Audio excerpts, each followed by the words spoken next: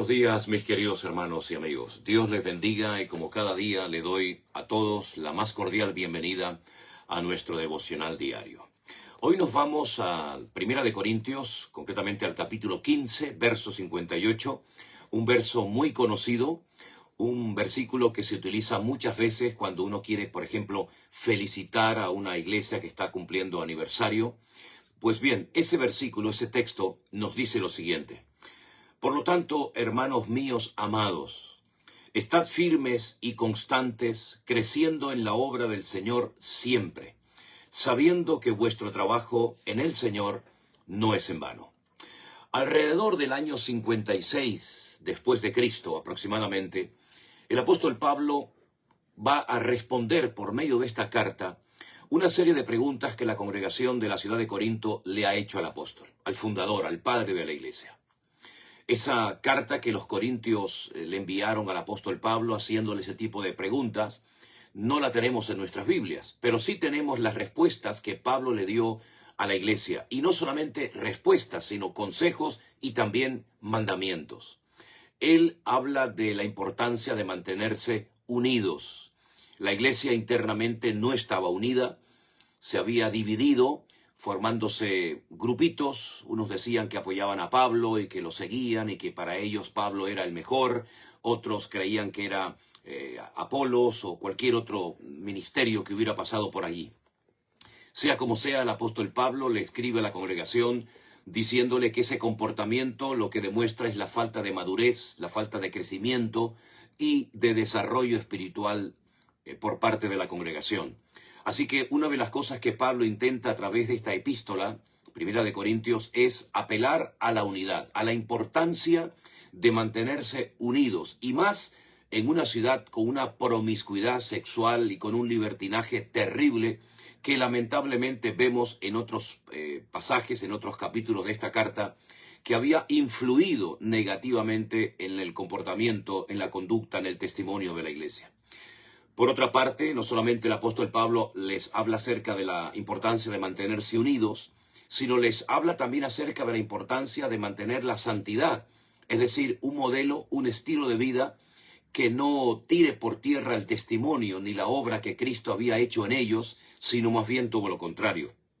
Ellos tenían que marcar una diferencia, ser diferentes, ser una luz en medio de tanta oscuridad espiritual como había en la ciudad de Corinto. Es interesante notar que hoy en día en muchas congregaciones vuelve otra vez a manifestarse el espíritu de los corintios. Y siempre pongo este ejemplo. En España, en la provincia de Ciudad Real, existe un pueblo que se conoce como el pueblo de las dos mentiras, porque se llama Puerto Llano, y no es ni puerto ni llano. Es una paradoja, ¿verdad?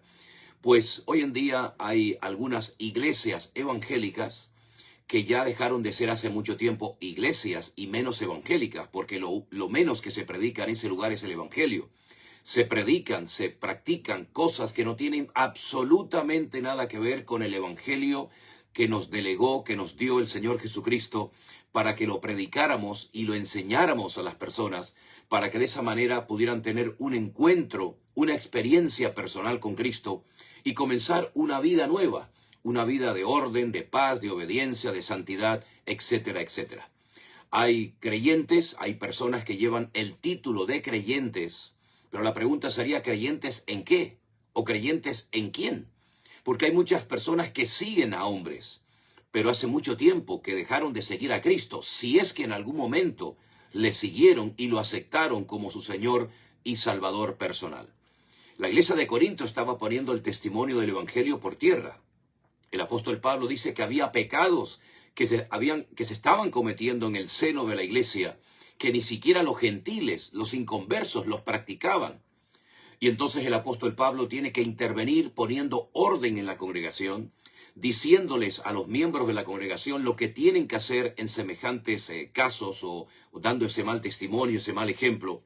Y nosotros tenemos que partir de la base que nosotros también tenemos que ser lo que dijo el Señor, una luz que ilumina la oscuridad, las tinieblas, que disipa los errores doctrinales. ¿Cuántas veces ustedes me han oído decir que si usted está en una congregación está en un grupo, está en un ambiente donde no es Cristo el centro, el protagonista, donde el hombre ha desplazado al Señor, donde se enseñan falsas doctrinas, prácticas totalmente antibíblicas. ¿Qué es lo que yo les digo? Salgan corriendo inmediatamente de ese lugar, para que usted no se haga copartícipe de las barbaridades, incluso hasta de las herejías que en un momento determinado se pueden estar creyendo, enseñando y practicando en dicho grupo o congregación. La iglesia de Corinto la fundó el apóstol Pablo, estuvo en ella aproximadamente un año. Es verdad que fue una iglesia hermosa, dice Pablo, nada os falta en ningún don, pero con el paso del tiempo se fue deteriorando, se fue dividiendo y dejaron de ser esa luz, ese punto de referencia en una ciudad plagada de templos paganos, plagada de idolatría por todas partes, y al final comenzaron a asimilarse con los conceptos, con las ideas y con el estilo de vida de los corintios. Que Dios nos guarde a todos y a cada uno de nosotros de parecernos al mundo, de parecernos y dejarnos arrastrar y seducir por la corriente de este mundo, olvidando que hemos sido llamados, es decir, apartados, santificados para vivir una vida cristiana agradable ante los ojos de Dios. Estamos ya a pocas horas, escasas horas de finalizar este año, que una vez más, lo hemos dicho muchas veces, se nos ha escapado de las manos, se nos ha ido rápidamente. La pregunta que todos y cada uno de nosotros deberíamos de hacernos es si realmente hemos aprovechado el tiempo. ¿Qué fruto hemos dado a lo largo de este año? ¿Cuántas almas hemos podido llevar por la gracia de Dios a los pies de Cristo?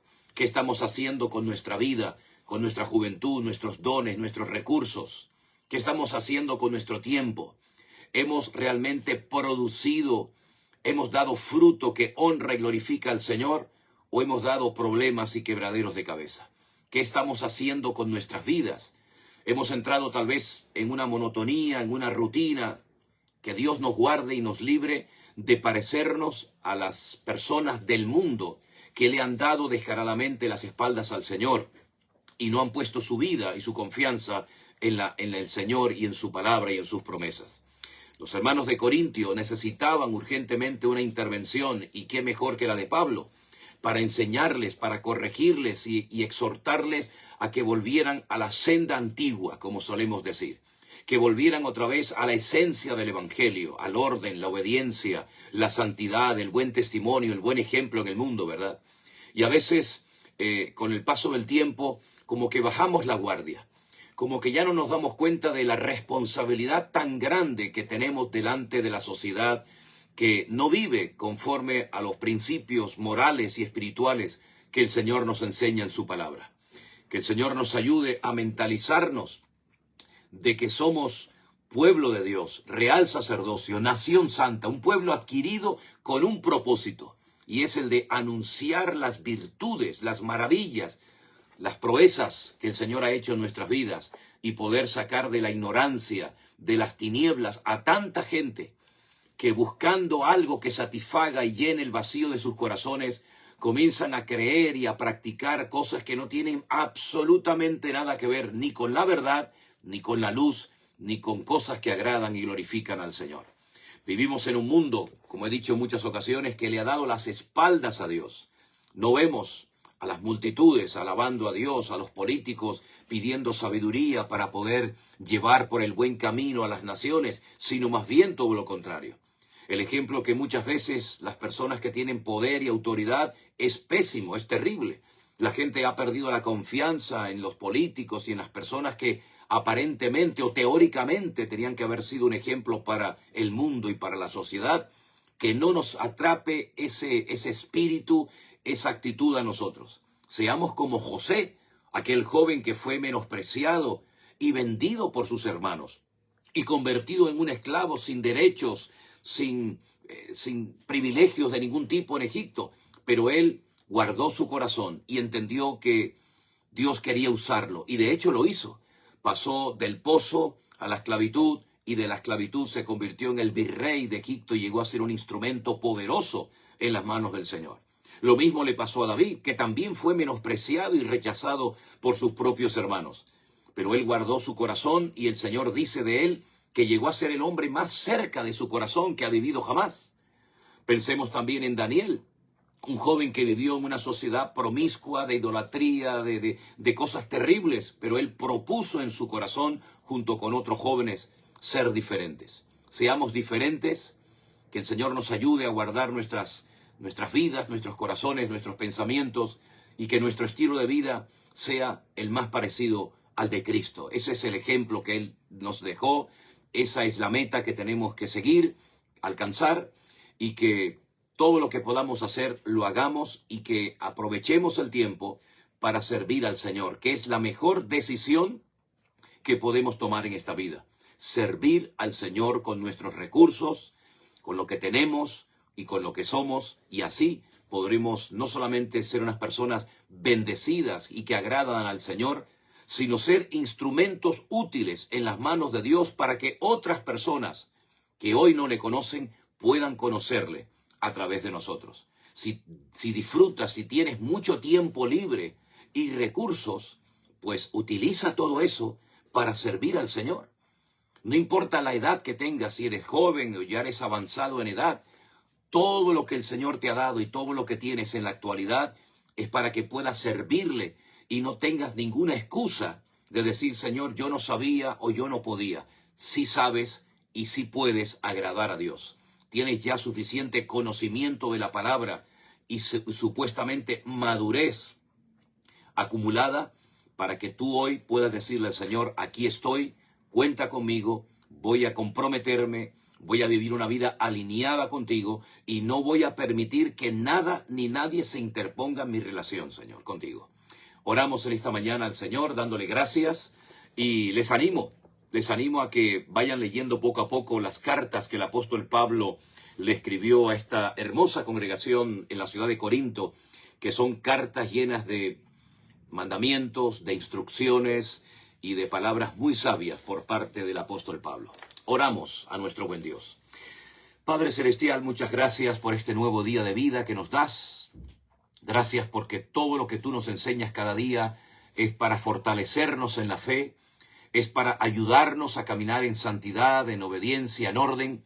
Y te pedimos hoy, como siempre, Señor, guárdanos de todo peligro y de todo mal, y que nuestra vida, nuestros recursos, nuestros dones y talentos, o lo que tengamos, lo pongamos cuanto antes a tu servicio, para que tú a través de nuestras vidas seas conocido en muchos lugares y la gente pueda verte y pueda adorarte a ti. Ponemos nuestra vida y este día en tus manos. Con acción de gracias pedimos todo en el nombre de Jesús. Amén y amén. Pues mis queridos hermanos, que el Señor les bendiga. Reflexionemos hoy acerca de las palabras que hemos oído y que el Señor nos guarde y nos use.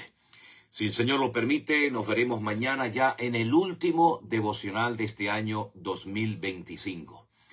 Si Dios quiere, mañana nos veremos y volveremos a meditar y a reflexionar en torno a otro texto de la palabra del Señor. Dios les bendiga a todos, mis queridos hermanos.